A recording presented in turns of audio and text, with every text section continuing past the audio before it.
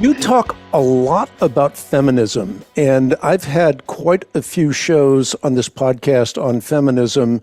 I want you to expound on this some as well, because you have feminism not just in one form, but you have wave after wave after wave. And you actually, in your book, talk about how significantly aberrant the fourth wave of feminism really is. Yeah, I mean, I can't condemn the original first wave feminists. I understand where they were coming from. These were Victorian women who, were seeing poor women who, let's say their husband died, they have to resort to becoming prostitutes to feed their children because they were not allowed to get a job.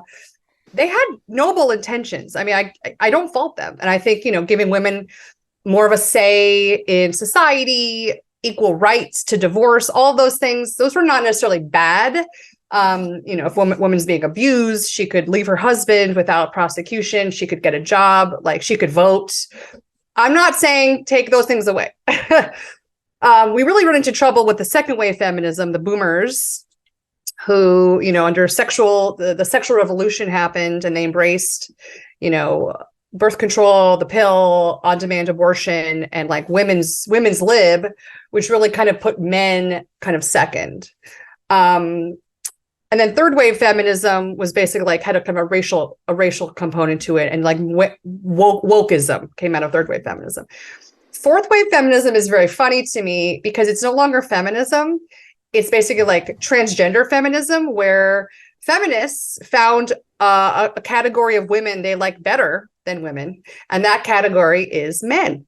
It's men who think that they are women. And I mean, I don't even think the men think they're women. I think they kind of get off on being forced to think that they're women. They know that they're not women, but their kink, it's sort of like a sexual fetish. Their kink is to force us, the normal people, to call them she, her, and ma'am, and treat them like women.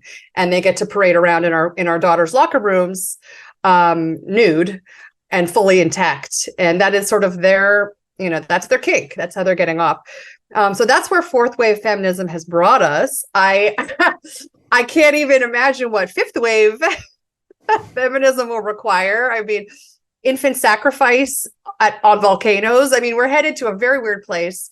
And so I'm arguing that the whole thing should just be, it's over. They jumped the shark. You asked for feminism, well, now you're getting it good and hard. And you look around at biological women, at young women and girls, you've seen rates of depression, anxiety, suicide attempts. These are girls and women who are not happy. Feminism, second and third wave feminism, promised happiness. That was the promise. You will be free, and freedom will make you happy. They are not happy. That's just clear. I mean, if you see a group of teenage girls, chances are they talk about their various mental illnesses, identity crises, gender dysphoria. They're not sure what their gender is. They don't know who they're attracted to. And they're popping, mood stabilizers. These are not a happy group of people. Women who have been on Tinder, like dating apps like Tinder, for 10 years without finding the love of their life, I can guarantee that they are not happy either. So we can see that the lie has been proven as a lie. Freedom did not make you happier. Certain aspects of the early days of feminism were fine. Here I am, I'm a writer, like no one ever held me back. I don't ever feel like I was denied something because I'm a woman. I mean, there are certain things I don't want, and I don't think other women should be encouraged to want them. For example, like becoming a Navy SEAL or something. Like there are certain things like, if you're going to be a firefighter and you're a woman, I mean, that's something that I don't aspire to. I would be fine if every fireman, on a ladder rescuing babies was a 300, 200 pound, football linebacker. Like that seems more natural. So I think we have to pump the brakes on feminism. We have to, in my view, rip it out by the roots, salt the earth, and level it, and start something else, and really go back to, we can't ever return to some like idyllic 1950s housewife. That wasn't perfect either. But we have to kind of figure out how to cobble together our own emotional well-being and figure out how to raise these families. I mean, here we are. Here I am, mother of 5, living in California. Oh no, what do I do? Like, there's 2 Planned Parenthoods in my neighborhood. You turn on the TV, you watch a movie, and there's a non-binary character who's is a girl, but she's been told not to identify as a girl. So how do what do you do? So this book is really my reaction to all of that, because I really do feel like it's the only way. Becoming more domestic, recentering yourself around the natural, the true, the inborn, your home, your family, your spouse, and just kind of doubling down on that and not letting the culture tell you made a mistake. You shouldn't stay home with your kids. You shouldn't. Oh, you've been married too long. Aren't you bored? Don't you want to open up your marriage or whatever? Like, just kind of shutting all of that down and treating this lifestyle, this kind of normal lifestyle that I have, I think it's very normal. Treating it really now as a vocation, because the alternative is so bleak. It is the path of no return. And I feel very lucky that I escaped feminism. Like I say in my book, Hank, I feel like I escaped feminism by the skin of my teeth. I kind of just made it out, Indiana Jones under the cave wall as it's closing. I kind of escaped. I don't know what young women are doing now. I think it is so much harder for them with the internet and social media and dating apps and everything else. And, I tell women, my recommendation to my own children is, I would love you guys to get married by your mid-20s. Start your families in your 20s. I was raised to believe that you don't do that till you're 30. You spend your 20s having fun. And I was not in a marriage mindset. I wanted, our goal, me and my friends, was to avoid marriage, to avoid pregnancy. That was the key.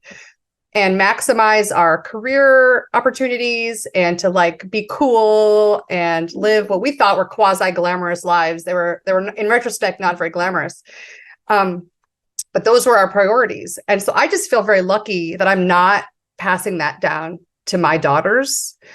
I'm not trying to live vicariously through them, getting them on birth control when they get their period and putting them in kind of overly sexualized outfits. I'm really trying to, it's hard, keep them modest, keep them chaste. And I feel like they, at this point, have internalized that.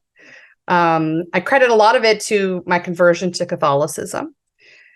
That feels like a big shortcut to my end goal, to where you want to go. And it's like getting a vaccine for the culture, really, when you become a Catholic and you're trying to raise children in the faith who really believe it. It does feel like, in a way, that you have given them this lifetime vaccine to the mind virus of wokeism or whatever. There's no guarantee in life. You can't guarantee that everybody is going to turn out the way you want, obviously, but I think you give yourself at least a fighting chance. Are you maybe in summary fashion saying that what you need to do to be feminine is to lean into the superpower that only women have? Yeah, absolutely. And I think that, as a Catholic, I think that, Mary is obviously an example that that women can think about to turn to. Here we have a very young woman who has become this very powerful, figure, role model, Jesus's mother. And she did it very quietly. She didn't have to go on marches and rallies. She didn't have to dabble in politics. It had nothing to do with politics. It had to do with this very kind of pure devotion, this sacrificial love to her faith and to her family, to her son. And so that is one good example. And now we're not all going to be called to be the mother of Jesus. But it's a really interesting role model, and, being more like Mary. It's the quintessential role model. I mean, if you think about, she's the quintessence of theosis. She's everything. Right. And the role model for all of humanity is a woman. That's right. It's Theotokos, the mother of God. Yeah, I mean, I think about her a lot. I'm just in terms of other role models. If you like a more militant role model, I think I love Joan of Arc. She's one of my favorite. And you can look at the Litany of Saints. I mean, Saint Agatha was my baptism name. Her ability to resist under great pressure, and die as a martyr. Sometimes I think, well, people ask me, why do you do this? Like, why are you on Twitter? Why do you bother with all of this? Don't you just want to, relax? I'm like, yes, I do. I never dreamed that I would be on the front lines of the culture war. But part of me thinks, well, I mean, maybe I'm being called to do this. I don't know. I can't sit silently. And so I don't have, I'm not advocating for violence. I don't march in the streets. All I can offer is my gift. And if I have any gifts, maybe it's the ability to put some words together that maybe have some effect. So that is what that's sort of what I do. But just about being feminine and about being, the great supernatural power of that, that's one of the reasons why feminism is so nefarious. And why, when you look at who is telling young women not to get pregnant, that they can abort their baby, Barack Obama saying that he didn't want one of his daughters punished with a baby. It's because they know that once you are holding your own newborn for the first time, you don't care. There's nothing that's going to take that baby away from you. There's no government force that is going to convince you to get rid of that baby. It takes incredible. Your whole mission in life is to protect that child. The maternal instinct is so powerful that it took decades to kind of chip away at it enough, to kind of weaken it enough that women can be like, oh yeah, I'll just have, an abortion at 8 months or whatever. It took a long time to get women out of their natural maternal instinct. Women's maternal instinct, it's so powerful. Women can lift cars off children who gets trapped under them. I mean, it really is, in a way, a supernatural strength. Women can give birth to 10 children, to 12 children. Their bodies just kind of do this incredible thing. And it took a lot of work for them, a lot of media education over decades to convince us otherwise, to convince us that it was not a power, but that our fertility was actually a problem. It was something that we had to control. It had to be stopped. And look over there, there's a career. Look over there, there's a, chai macchiato at Starbucks. Like, don't, there's a cute guy. Like, there's Coachella. Don't think about your actual power. And I do feel like becoming a mother and having these children, it does give you a sense of natural power. You have, at least for a few years, total control over these little people. Yeah, beautifully said. I want to read something from your book and have you comment. I found this very powerful. This is getting back to fourth wave feminism. You say, fourth wave feminism has transformed the world's finest fighting force into a feminized freak show. To honor Women's History Month, the United States Air Force posted an interview on its official social media accounts with the sole woman in all of the Air Force they chose to honor, Lieutenant Colonel Brave Fram, who is a man, one of the highest ranking openly transgender women in the military. And then you go on to point to the highest ranking transgender woman being Dr. Rachel Levine, 4-star admiral in the U.S. Public Health Service Commissioned Corps. That's an incredibly powerful paragraph in which you're talking about the elimination, as it were, of women. I mean, where men now become better women than women. Yeah, look, men won again, thanks to feminism. Men have kind of always been the secret beneficiaries of feminism. I mean, in the 60s, men benefited by finally they could have sex with women and they didn't have to marry them if they got pregnant. They could just keep going and, become these kind of playboys. And never had to worry about being chased by a dad with a shotgun. They keep on benefiting. And now they're benefiting by, Women's History Month is now a celebration of transgender women. Transgender women, we've all established, are perfect women. They are better than biological women. And the reason why they're better is these are women they come self-sterilized. They can't get pregnant. They can punch you out if you argue with them. If they walk into you don't like them in your daughter's locker room and you complain, they can like give you a concussion. They're stronger, and they are now celebrated everywhere in sports, sports competitions, as the perfect female. And if you disagree, if you feel like they may have been, I wonder, Colonel Bree Fram, I wonder sometimes, like, did she have other women in the Air Force, the Space Force, who felt like, wait, what about me? Bree became a woman, 6 months ago. I've been here for 20 years. Where's my recognition? I've been here working, serving my country as a woman. And no, you don't have a penis. So I'm sorry. You're not allowed to get the Women's Award. Yeah, it's just absurd. What do you mean when you use the phrase "Gone Girls"? Oh yeah, that's just I